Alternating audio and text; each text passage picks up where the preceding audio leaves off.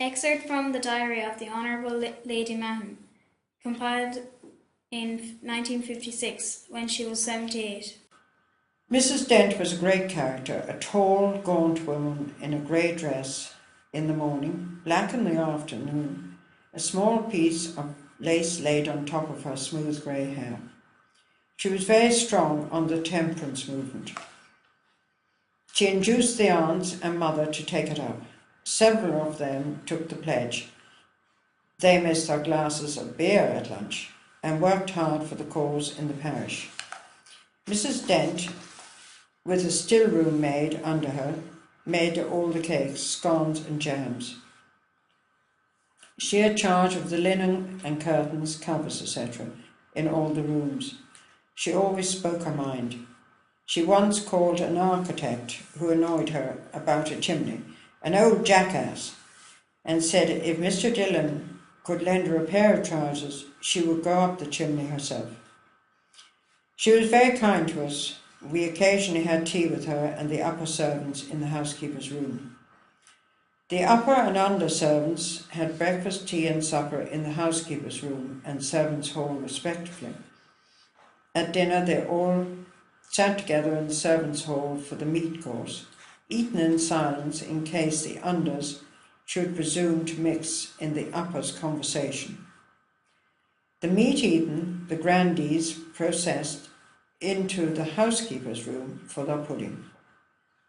When Mrs. Dent in the early 1880s retired to her home at Darlington, she for many years sent us large boxes of sweets every Christmas. Not long before I married, she sent me a small rooted fig tree she had grown. She sent it, she said, more for the curiosity like than for the sake of the fruit. It was one of the large fig trees now, in 1956, on the wall in the corner of the garden at Castle Gar. The flat green leather clock I always use. She sent me as a wedding present. It is the only one given to me then that still keeps perfect time. In 1884, Mother, helped by the aunts, undertook to improve the chancel of a Haskell church. She and all the aunts, except Aunt Fanny, carved the reredos, of which the present one is a replica. The pillars for it were turned by my father. A red kneeler with a design of gold-coloured leaves was embroidered for the communion rails by some ladies in the parish, including Aunt Fanny. My sister Georgie, her German governess, Fraulein von Bieberstein, and I think either Aunt Helen or Aunt Georgie. An older cloth was also embroidered, probably by Aunt Katie, and a fall for the pulpit desk by Aunt Fanny.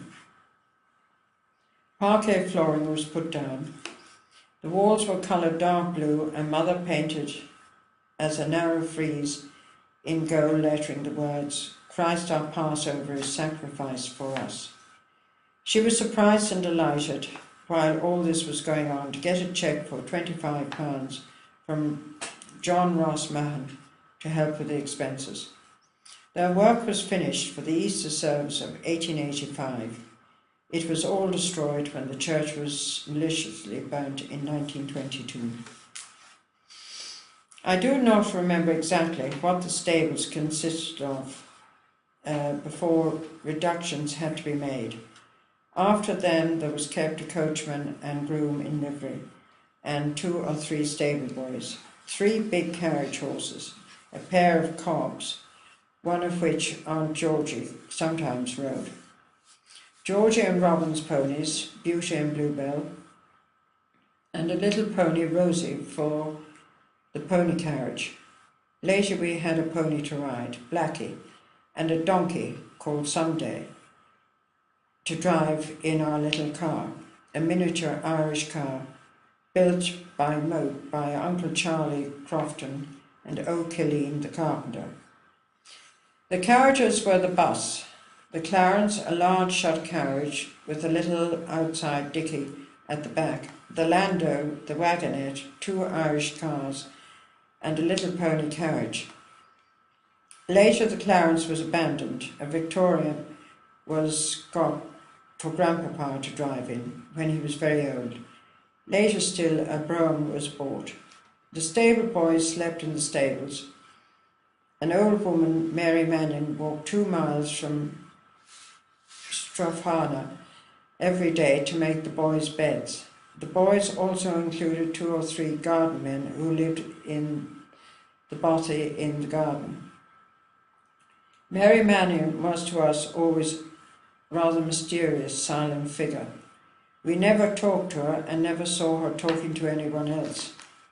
She always wore black with, winter and summer, a big black shawl over her head, because we were told she had once tried and failed to be a nun. I have no very clear remembrance of any special happenings during the next few years. When Georgie's governess left in 1885, Georgie taught us. She came up to the nursery at about 10 every morning and gave us regular lessons. Geography, history, French, etc., which lasted about 2 hours.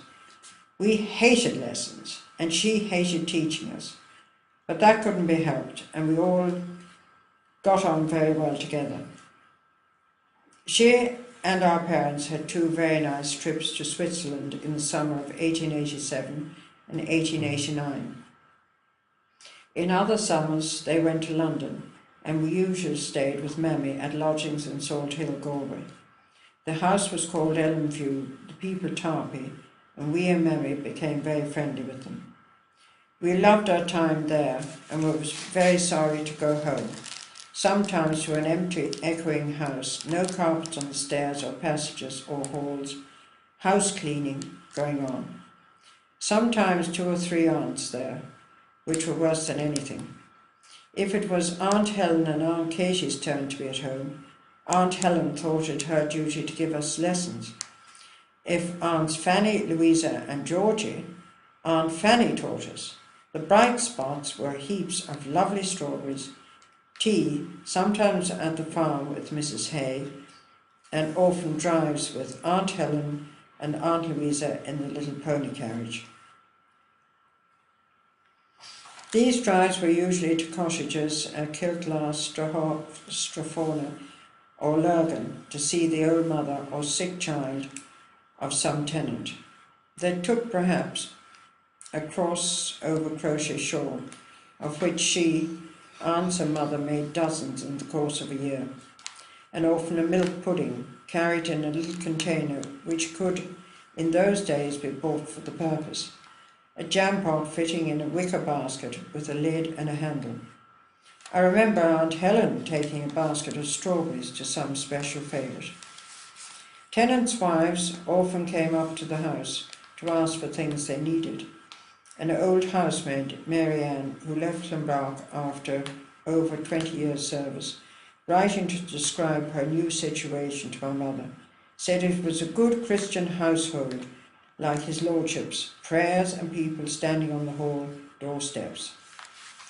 Years later, when the aunts lived in their own houses and we, grown-up, stayed with them, on more or less equal terms, we got to know and appreciate and love the 4 who were then left, but in the days I'm writing about, I must confess we did not. Aunt Fanny was always very kind to us, gave us presents, and would have liked to be friends with us, if she had known how, but she didn't. Aunt Helen we were always rather afraid of. She was rather sharp, inclined to scold, or so we thought. Aunt Louisa and Georgie did not trouble their heads about us. Aunt Katie was the only one we were comfortable with. She liked anything small and young. She sometimes took us out. Once when we were whacking the heads off thistles, she asked me, which king of England had his head cut off with one blow? I had no idea how many kings had been beheaded, or how many blows it usually took. I was most surprised that my wild shot, Charles, was right. Long afterwards, when I reminded her of the question, she said, "Dear me, that doesn't sound like me. I wonder I knew the answer myself." They all had their various interests at home. If Aunt Fanny had lived in those days, she would probably have taken a teacher's job. She must have loved teaching women and children. She had a Bible class for the maids in the house and any young women on the place every Sunday at 6 o'clock in her bedroom. She must have done it very well. They all attended and liked it. She also had a Bible reading once a week at Mrs. Tom Hunt's house, Milverton, for women in the parish. I do not know who went to it. The Kerns and Elliots always certainly did. When she left Clonbrock in 1894, she was presented with the Bible by the people who were attending her readings for so many years. Aunt Helen's chief work, outside of housekeeping and looking after tenants, was church music. She and her musical sisters went to practice in the church every Friday, and on Sunday evening at 6 p.m. The singing was held in the hall. Aunt Helen, of course, at the organ, when the hymns and chants for the next days were sung. She and Aunt Louisa and Aunt Georgie, and later our sister Georgie, all taught in Sunday schools, held in the laundry on Sunday mornings. Their mother had started a Sunday school at the mill, and they carried it on there for years, which I never remembered anywhere but at the laundry. During all these years, Aunt Louisa was fully occupied with her pets, her plants, and her pony carriage drives. Aunt Georgie deputised for Aunt Helen when she was away with her painting, Aunt Katie with her carving and needlework. They were all great walkers and used nearly always to go out separately, each her own way. They were all very fond of flowers and liked Aunt Fanny and Aunt Louisa especially, looking after their window boxes and pot plants in their bedrooms. They never worked in the garden. Mackenzie, the Scottish head gardener, who had then been at Clonbrock since the early 60s, would hardly have allowed it.